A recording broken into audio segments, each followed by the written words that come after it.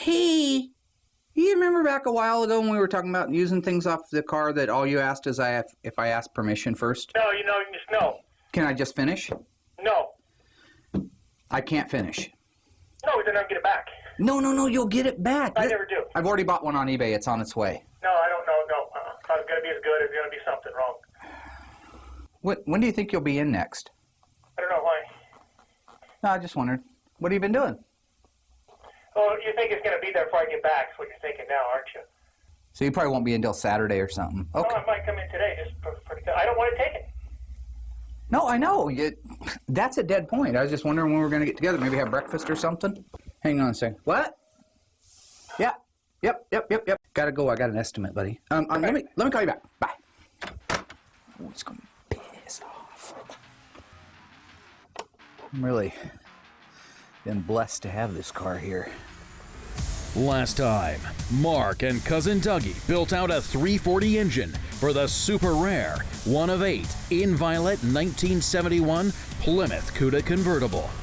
This time, our infamous 1970 Plum Crazy Challenger RT is ready for delivery, and just arriving to replace it is a 1970 Burnt Orange Challenger RT SE. Mark gives us the grand tour while reminiscing about the Purple Challenger's previous Plum Crazy owner. I'll give you 30 feet. 30? No, give me a gun. Give me a gun. You, Barbara. The unburied dead are coming back to life. I'm Mark Warman, and together we bring dead muscle cars back to life, to exactly the way they were on the day they were born.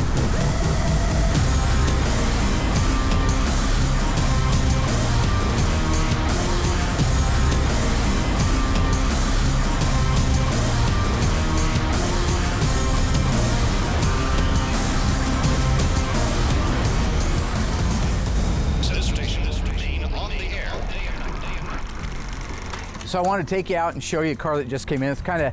It's ironic a little bit because we're working on Challenge. It feels like Challenger week at Graveyard Cars, but this one was supposed to be here last week. It ended up showing up here this week.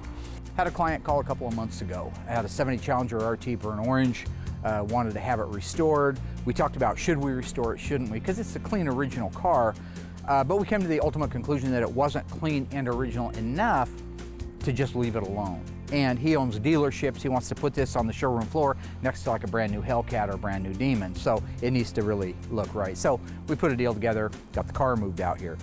This is a really neat car. And I wanted to show some of the similarities between this car and actually our purple car. There's a lot of neat little things in there that, you know, our Mopar guys probably already know that stuff, but there's so many people that don't. And if you're gonna go out and buy a car, this might give you an idea what direction do I want to go. Do I like the formal back window? Do I like the formed headliner? Do I like what makes this car an SE? Those are all good relevant questions, and I think I'll be able to shed some light on that. This is an SE, has the formal back roof, the formed headliner with the overhead Consolet. I mean, there's quite a few things that are different about it. One of the things you'll notice right off the bat, my favorite color, burnt orange, FK5, Foxtrot Kilo 5. I love that color. And when I see it with this white longitudinal stripe, it reminds me so much of my Charger. My Charger was burnt orange with a white top. It wasn't a stripe car because it was just a regular Charger. So we'll talk about that first. V6W, V6X, whatever the trim code was for it, it meant that it got a longitudinal stripe. So in 1970, when it was talking about a longitudinal stripe on a Challenger, it looked just like that.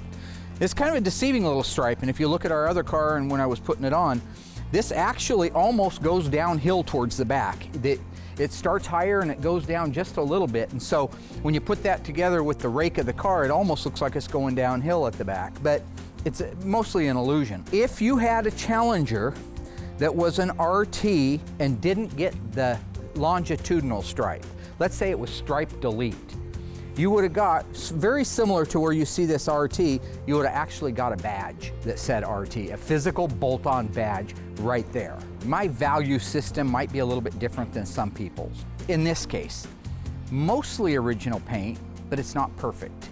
Original stripe, but it's not perfect. Is it okay to be on a Survivor car? Yeah, if the other things, if the peripheral things around it, if the seat inserts were perfect, if the carpet was perfect, then they're not. We've got a headliner sagging down on it. So we could piecemeal it. We could do the headliner, we could fix that, we could put seat inserts in it, we could touch up the paint where it needs to be touched up. But is it a Survivor anymore, or has it been worked over? What's the owner of the car seen? In the case of our Daytona, he bought the car brand new. He's seen it like that.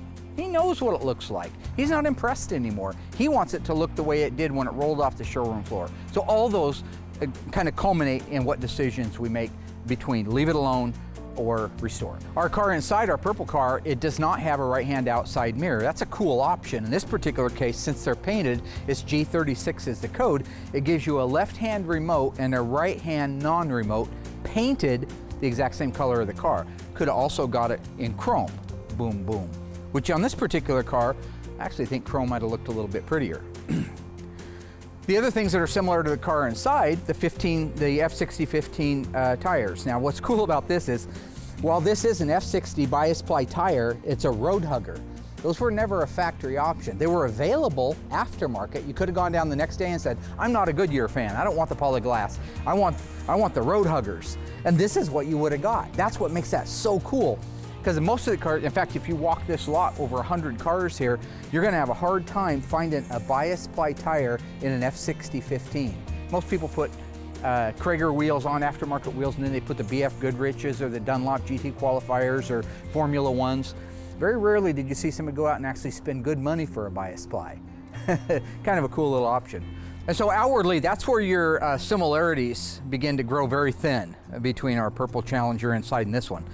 This is a special edition. JS29 would be the first 4 characters of the VIN number, right? A47 is the package number.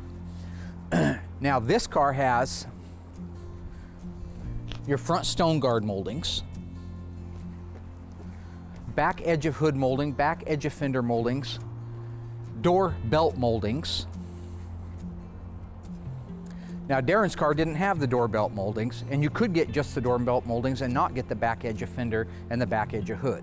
Our door handles are gonna be the same, all right, but again, belt molding on the quarter, belt molding on the door. So being a special edition car, again, an A47 is your alphanumeric code on your fender tag. If you wanna look that up, you'll see what comes standard with it. One of the things that comes standard with that package is the SE right here, the special edition door trim panels inside with the carpeted lower bottom, which I'll show you in a second. And that cool, like John Buck's car had, opera back window. I call it an opera window. It's a formal roof. It's a smaller back window. But if you look at that compared to a regular Challenger, there's quite a bit of difference between them. Probably the single coolest feature of an SE is that back window. It gives it a element of sophistication, I think, where most muscle cars don't have that. Stay tuned. Mark continues to tour this Mopar classic in greater detail while he reminisces about the previous owner of the recently completed 1970 Plum Crazy Challenger.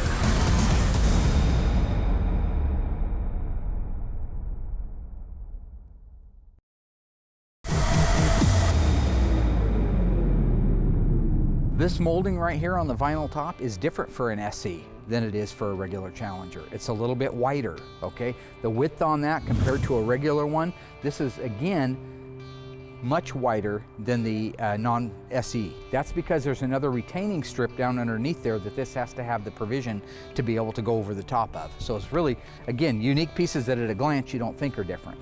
Both cars were flip-top gas cap, which was an option. So if you go back to our 1970 Challenger sunroof car, loaded with options, power sunroof, power windows, loaded everywhere, it still used a screw-on standard style gas cap.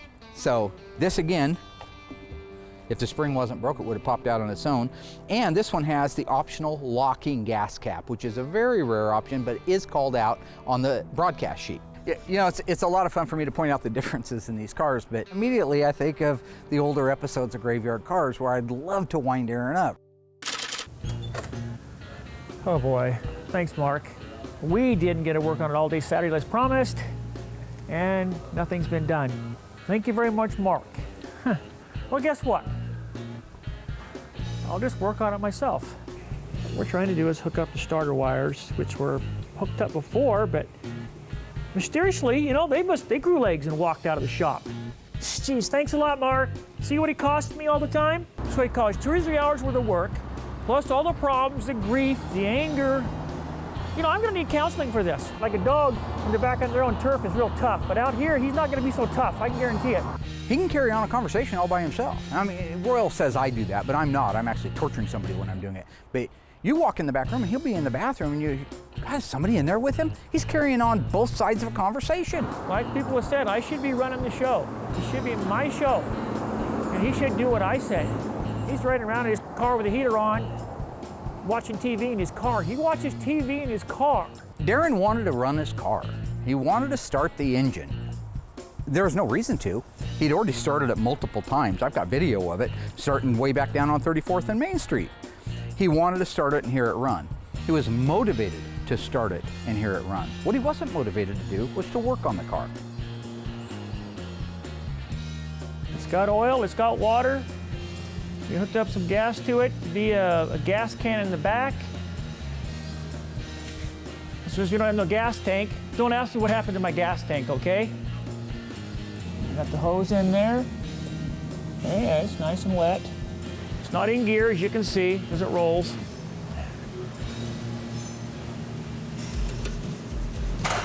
Oh, hello. Ooh, it's going to run. He wanted to get a car running that had no brakes. Not only did it have no brakes, had no lines going to the brakes. Okay, so what are you ready to do here? We're ready to start it. Had no steering. Wheels and tires were completely worn out and shot. No doors, no glass. Think it's gonna run? That's a question. Did you primer it or not? Yes. It was a go-kart, not even a go-kart. Go-karts are safer than that. And he had to get it running. Didn't care, that was his job to get that thing running. And that's exactly what we did.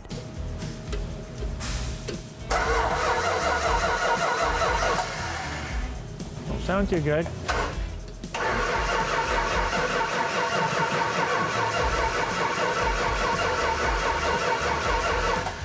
Got gas. Wait. What is that? I asked you to hook the coil up, you freak. You don't hook it to a coil It wire? wasn't hooked up, it was just sitting there.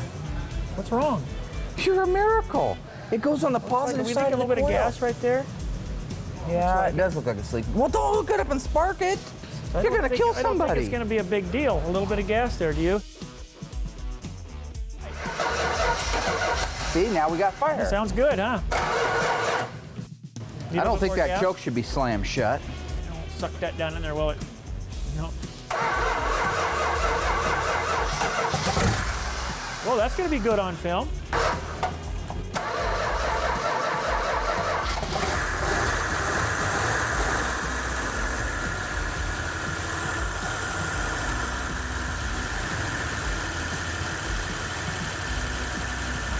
So what do you think? Sound pretty good? Yeah. We're gonna take it outside. The problem is, once we got it running, he was kind of like a little kid, right? A school kid, happy.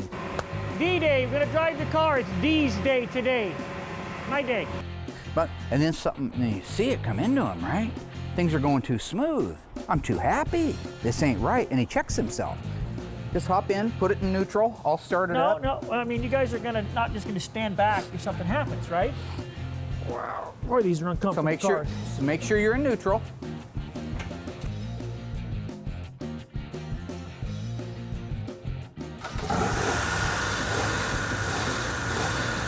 Okay, hang on. I want to set your idle up, okay? Let's just run through it one more time. And all of a sudden I look up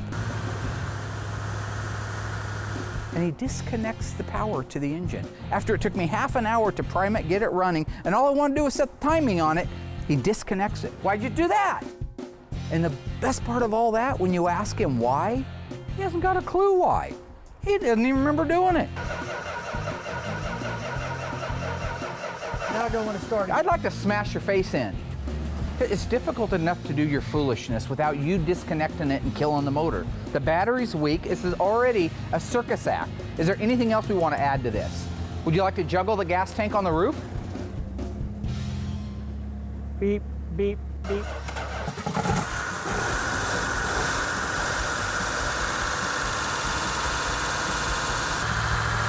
Okay, put it in gear. And let the clutch out real slow. And remember, if it goes too fast, just pull that wire loose. The clutch went to the floor. Bang, the clutch pedal hits the floor. I didn't appreciate that at all. I didn't know something had come loose or what. Till we looked down, parts missing. Where's the relay rod that goes from the Z-bar to the throwout fork? Well, it's on there. It's not on The there. whole clutch was all together. Everything was working. Well, you remember I used that for the TA, right? This is supposed to be my show. You put it back, though. I bought you all the pieces. You told me you put it back, right? In that particular case, I needed to do. One of these days, I'm going to turn him upside down and shake the change out of his pockets. Thank you, Mark. Here we go. This is part of the game we always play, isn't it? What option was never available on a Mopar that was equipped with a 440 and a 4-speed? Was it disc brakes, cold air induction, air conditioning? I'll have that answer for you right after the break.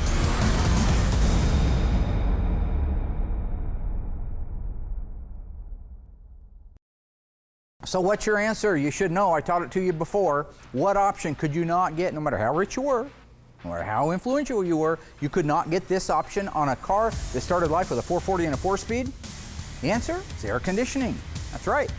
You could get a cold air induction in 96, no problem, on a 440, 446 pack, 426 Hemi. Get it on a 340, even get it on a 383. Disc brakes, always optional. Almost every car had it as an option. Air conditioning, no, they didn't want it. It wasn't available on a 440 with a 4-speed. It was available on a 440 with an automatic. It wasn't available on a 446 barrel or 6-pack with a 4-speed or an automatic, period. It wasn't available. And it was never available on a 426 Hemi. So there you go. No H51 air conditioning on anything that runs hard. That's my opinion anyway.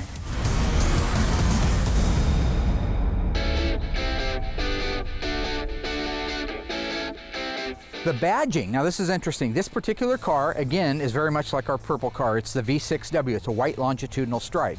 Optional would have been a transverse or the bumblebee stripe, all right? That would have gone right across the back here, faded down the side, and just like in our purple sunroof car, it ends right here. In this case, it doesn't have that back here. Even if it did have that back here, even if it was a bumblebee car, it still would have got the Challenger badge and the RT badge. And so our purple car inside also has the Challenger and the RT. So what this is a one-piece aluminum molding, all right? It's fairly wide. I don't have the keys to it, but it goes from here to here. You'll notice it has the argent silver, very similar to the argent you see in the grille of a 1970 Cuda. Standard on all special edition models, all JS29 cars, you would have got that. You couldn't get it without it. But you could get a regular Challenger and order that and add it to it. So like I had a 6-cylinder 70 Dodge Challenger, nothing car, 6-cylinder, 3 on the floor, not an option anywhere, except it had that crazy molding on there. So you never quite know. So outwardly, those are the main differences and similarities between an SE and a non-SE car. Things are about to change fast because we're going to take a look underneath the hood. Pop-up springs missing on this one. All right, when you take a look underneath here, not only is there a big difference because it's a 426 Hemi, but somebody's already been here on this one, all right? So, meaning you've got the Acel coil, dual point coil, you've got the air cleaner that's been chromed, the valve covers that are chromed. This is all supposed to be different. This is supposed to be Hemi orange, valve covers are wrinkle black. This is supposed to be a dual point distributor, press light dual point distributor.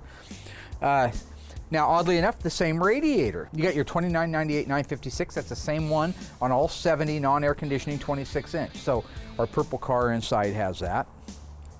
As you go down the sides of the aprons, a lot of the stuff, again, this one's been messed with. It's got the super coil, whatever it is, a Mallory super coil. Sorry, Mallory. It's got the same horns. It uses the same.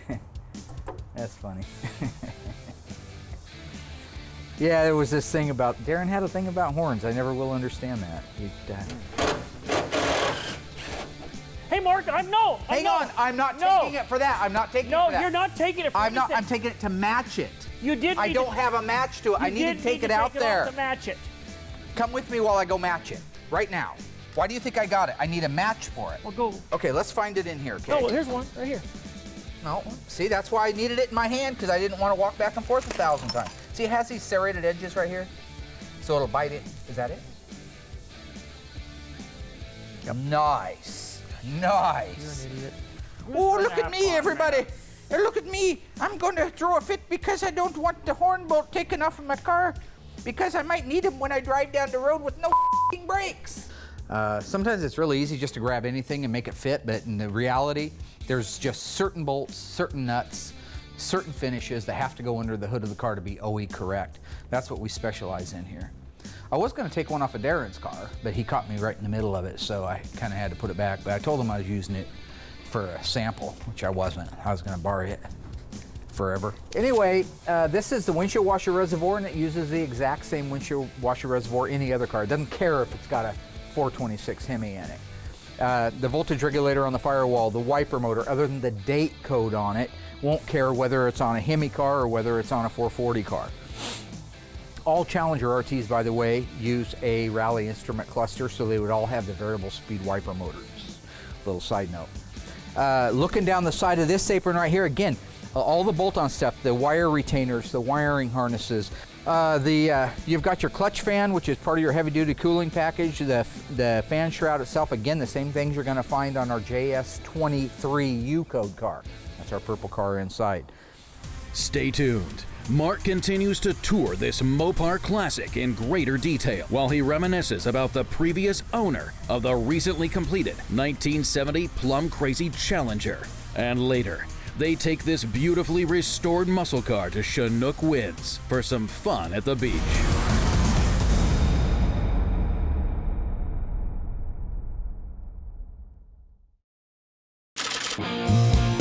So we're going to be a little curveball today. We're going to look at my car and see where we need to go forward with the restoration process. I'm all excited about that. It's been a long haul. I'm going to help Flipper go underneath this car and look for all the parts and the pieces that we need to get ordered. Hopefully there's a few of my pieces of my car left. Okay, so I need to order your gas tank. I just think, in fairness, I know I took it without asking, but you were never happy with it because it got rust on it, and I put it in a car that somebody didn't care, so. So what are you saying? Well, I'm saying, do you want to contribute to the gas tank? Well, it was brand new. It was rusty. It was brand new. Okay. The distribution block for the emergency brake cable to go from here over to here, why didn't you put that on? Well, I did. This one I right didn't know here. it was missing. I thought we had kind of an open communication about, you know, what I could use as long as I replaced it type of thing. Where's all the nuts for the seats? Let me guess, I took those too. Surprised there's still two of them on there, actually. Why would I take your nuts? Because you don't have any for yourself. Where's the bolts that hold the heat shields on? And don't say I took them.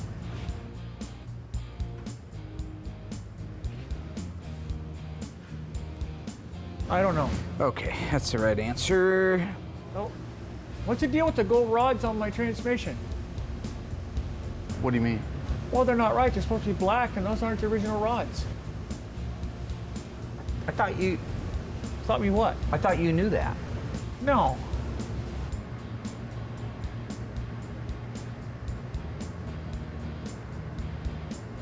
I swear you told me that I could have those rods for the RTSC, didn't you? Well, you hit them in plain sight. No, I hit them in the cabinet in the shop originally. This meeting started off with good intentions, but now it looks like I'm gonna have to buy more parts for my car that were stolen by Mark. So just make sure that when you take the car apart that you inventory every single part what for about it. the front sway bar? It's missing. Huh? I think it's not right that you make me a scapegoat for everything missing on your car, okay? Yeah, I took the sway bar. I took the sway bar. I thought he knew I took the sway bar. I took the shift rods. The front sway bar. They had a front sway bar on these cars. Oh boy. Yeah, that meeting went real well, didn't it? Gee, Christmas. So as always, I'm put back further and further on the back burner because now we got to get past the parts that are missing. Again, more parts that are missing, stolen. You know, pilfered is a good word for it. So far, Mark has introduced us to the newly arrived 1970 Burnt Orange Challenger RTSE, while reminiscing about old friends. Now he finishes up the muscle car's grand tour before heading up to Chinook Winds to reveal the recently finished 1970 Plum Crazy Challenger RT. Hinge is the same, hood's the same, depending on when the hood was made. We've talked about crush zones before. But the rest of it, pretty much the same. You look at your grill, a 70 Challenger RT grill is a 70 Challenger RT grill. No matter how you slice it, it comes up JS. And now, an interesting thing about this one, I've been picking a little bit on the purple car. So the purple car, yeah, it's a 444 speed, one of 916 made. It's a very rare car.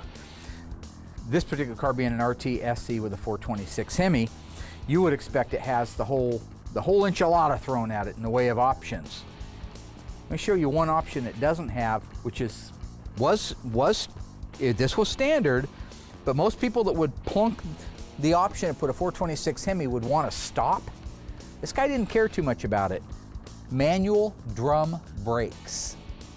Our 444 speed car inside has power disc brakes, which gives you an automatic 10-inch rear drum. This particular thing has 11-inch manual drums all the way around. Another thing this one has that our purple one doesn't is the power steering. This guy said, I don't care if I stop, I just want to make sure I can steer my way out of a wreck. The guy with the 444 speed car says, I got to be able to stop, but I don't care if I can steer, I'm just going to leave it manual steering. Power steering's for sissies. Who knows, right? But with this power steering and the gear ratio, it automatically got you the cooler. Another neat option. So basically, like I say, in a nutshell, those are your main similarities and differences between a 440 U-code car and an R-code 426 Hemi. So I think with that, we'll run around and take a look at the inside. Who's the monkeys that have been loose here? Idiots. No, I didn't mind the car setting around here. I mean, he was a friend, and I knew he was pacing himself. I didn't know it was a 30-year restoration. It's not a garbage can or a shelf. Sure, as time goes on, the list gets bigger, time passes by, and you know, there's not a lot of room to store it. So we put it out back where the wrecks were at the old shop, and it kind of just collected dust. Look at all this crap. Who's throwing all this stuff on my car now? This is ridiculous. Junk, this is not my, you know. And they've got, somebody's been sandblasting out here. It's not the beach. The truth of the matter is, occasionally, not very often, I always got permission first, we'd borrow something off of it to make a car that had to go because the owner really needed it back, done. Dang it, Mark. The horns are gone for the second or third time, and the bolts. Okay, I'm gonna take this car out of here. This is enough. I'm tired of it being a parts car or anything else. Okay, Mark, we gotta discuss a few things. So again, you gotta forget the fact that our car inside has black interior. This one has the burnt orange, which is my favorite, of course. But let's just take a look at the differences between all of the interior pieces, because there is a lot more difference in this car than there is in a non-SE. We start with our door trim panel. This big one-piece door panel, that's the same, it's just painted a different color, or dyed, injected, molded the burnt orange. But as I was mentioning earlier, when you got the SE, the JS29 or the A47 alphanumeric code on the tag, this insert right here said Special Edition. The other thing that came with the trim panels on the SC cars was this right here, this lower carpeted area with the reflector. This isn't a light, it's a reflector. Now, normally you see that all the time on an SC, but you could order it on other cars. And in fact, our purple car has this carpeted piece with the reflector. It just doesn't say SE in here. So it kind of shows you how many different options they could have gone with. Again, you know, I'm just kind of flooded today with memories of all the years from the time I drug the car in back in the 80s to it was sold, and then he bought it, and all the go-arounds we had with it, and the parts and the fun. And now, of course, it's sold and going to the East Coast. But again, that wasn't the first time. When I pulled Daren into my office years ago, I had a deal done. I had a deal cooked. You got it, good. What's the deal? So you know the guy that bought the 6.6 Hemi Charger, Vinny, back in New Jersey? He's got a friend that wants a big block 4-speed car. I talked to him about your car. All right, ghouls, I got a good one for you. And this is a tough one, so get your little Google fingers ready. True or false? The 1969 Dodge Yellow Jacket was the very first Hemi e-body built by our friends at Mopar. We'll have that answer right after the break.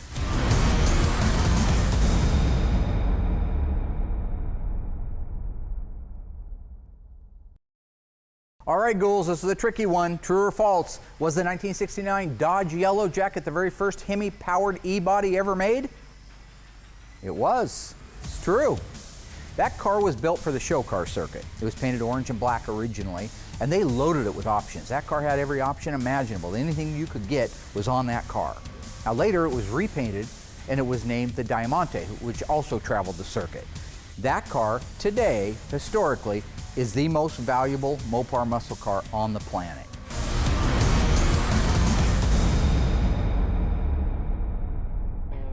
So now we'll just take a look real quick at the instrumentation. This is a rally instrument cluster. It's the same exact rally instrument cluster that you would have gotten in a CUDA, but it didn't come standard in a CUDA model. It did come standard on all RTs, whether it was an SE or not.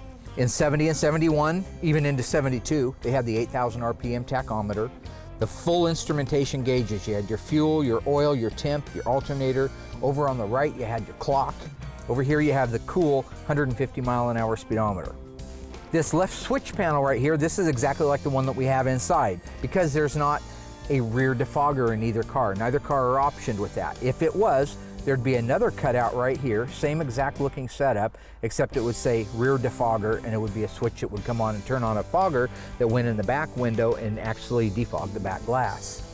That hole, if it existed on a switch panel, could have also been for a convertible top. If you had a power convertible top in a car, you wouldn't have had a rear defogger, but you would have had that switch right there. Both cars are non-air conditioning because the H51 was not available on a 426 Hemi or a 440 with a 4-speed. If you had a 440 with an automatic, you could add H51 air conditioning, but neither of these two engine combinations would have allowed you air conditioning. That's why it's not there.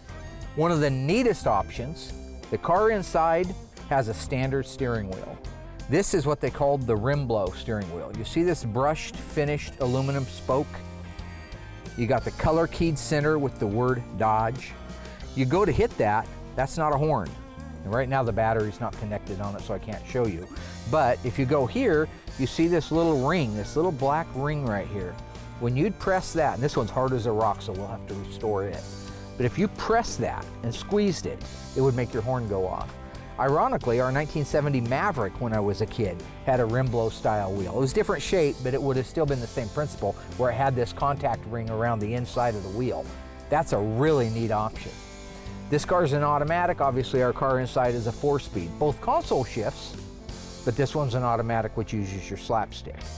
We go up high here, we see our formed headliner. So this isn't the typical grainy headliner that uses the crossbows. This is a one-piece fiberboard, masonite type of board. It has a material, very unique material, stretched over it, and that's why it's sagging. That's one of the problems the SEs had. They would let go from the heat and the moisture after a period of time. This is your overhead consolet, C26 on your option code. This is really cool. This has a low fuel, fasten seat belt, and door ajar warning lights right up here in this little area. Just one of the neatest little options. My cousin had a 70 grand coupe. It also uses that same overhead consolet. Just kind of a cool thing to see. Again, adds a bit of sophistication to a really cool muscle car. So you know what, at the end of the day, they're very similar, but in the same token, they're worlds apart.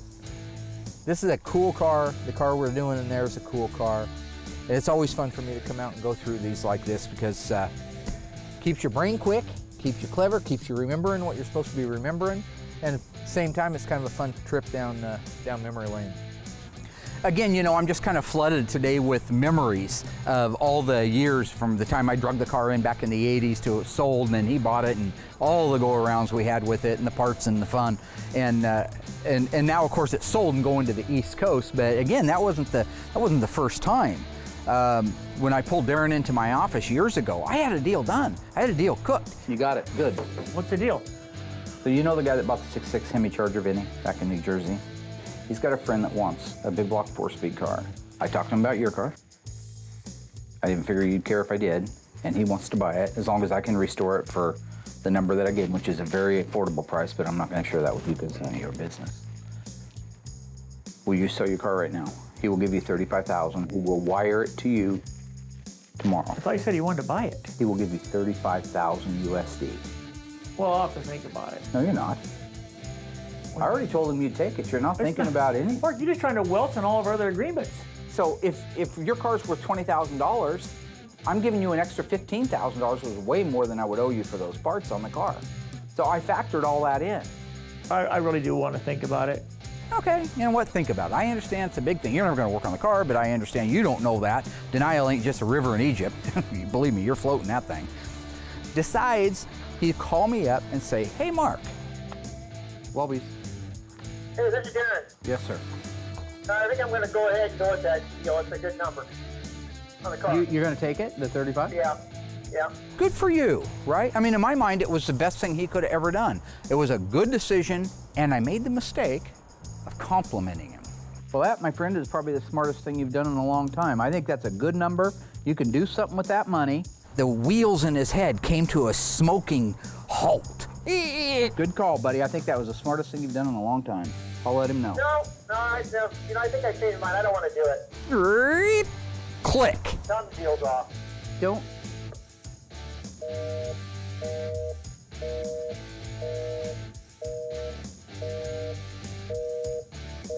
You know, after that deal unwound, it was 3 years, 2.5 years probably before the next one came around. But by that time, we had already had kind of our parting of the ways. Things weren't so great between us. And he knew he was never going to do the car. So, and he knew the number was really good.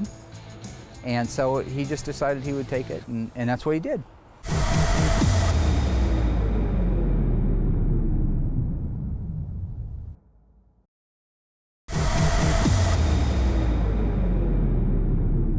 This particular car, the purple one, I've got a lot of history with it. I go way back. It was a car that was brought in, that was talked about, the whole shtick that we used to do about parts missing and things like that. Yeah, it was meant to be entertaining. There was some truth in it. I would borrow parts from time to time. Always returned them, so don't try to. And so it'll be sad to see the car go, but at the same time, I know that it's gonna start a whole new group of memories with its new owner, just like it did with us here. While it's bittersweet, it's all good. It's what it's supposed to be. I should have been a philosopher. You know what? I thought about that. Do they still have, can you just be a philosopher? Do you have to like go to school or anything?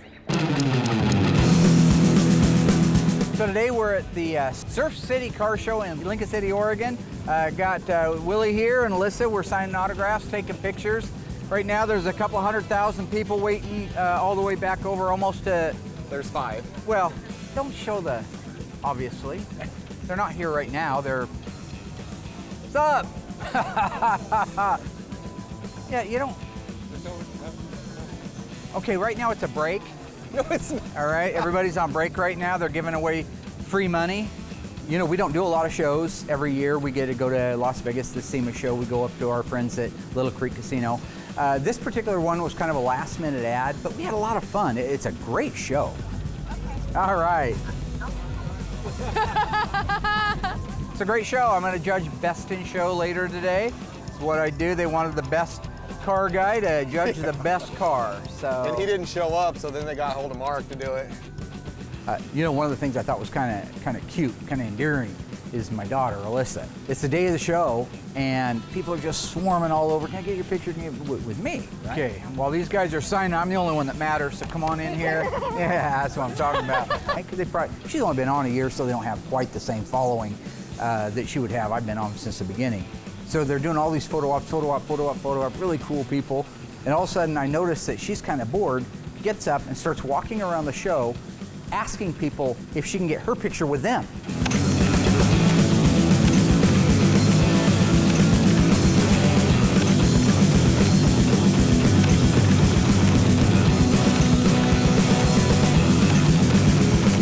So she can brag later and say, yeah, had a whole bunch of people ask me for pictures. Say, obviously she's got one of my gene traits in that way, because that's exactly what I would have done. First place or no place? Another metaphor, I'm coming up with them everywhere. First place or no place? Yeah, I like that. That's a keeper.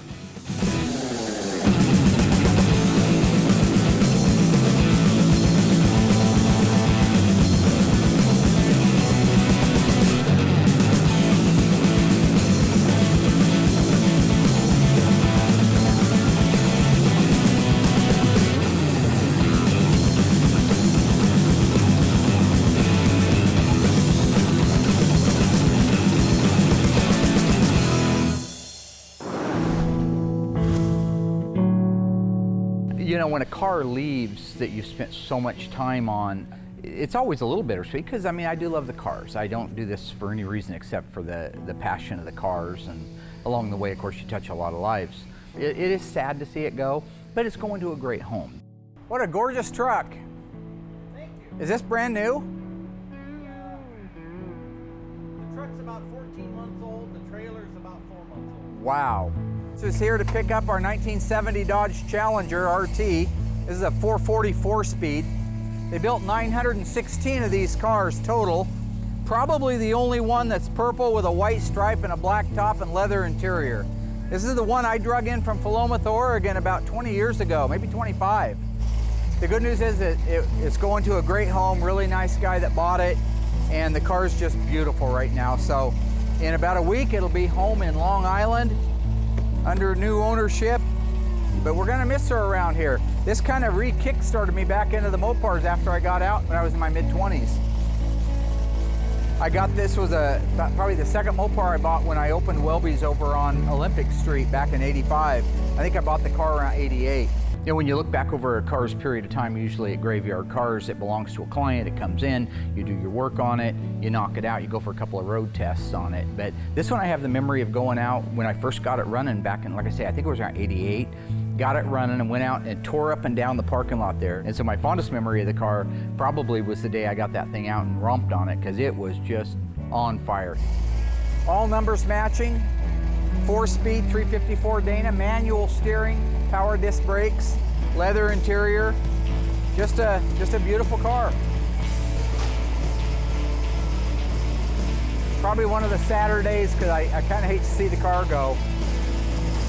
It's been a big part of our show and our shop and my life for a long time. But it is good knowing it's going to a good family. It's going to be loved and cherished, which is what it deserves. But it came out gorgeous. Look at that reflection. Can you see that? See my hand waving?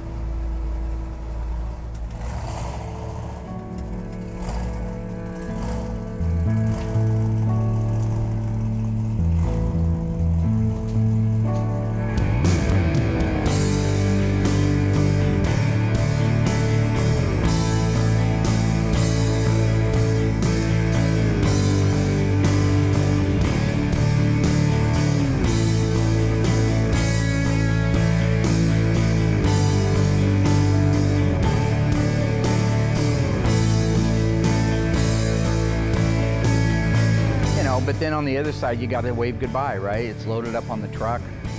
You know that you probably won't see it again. It's a very unique car, you know, possibly the only one in the world that was built like it. In as much as there were only 916 made anyway, how many are purple with black top and white stripe and a 4-speed? How many of those are numbers matching? So yeah, it's, for me personally, it's a bittersweet day, more so than most cars that go home.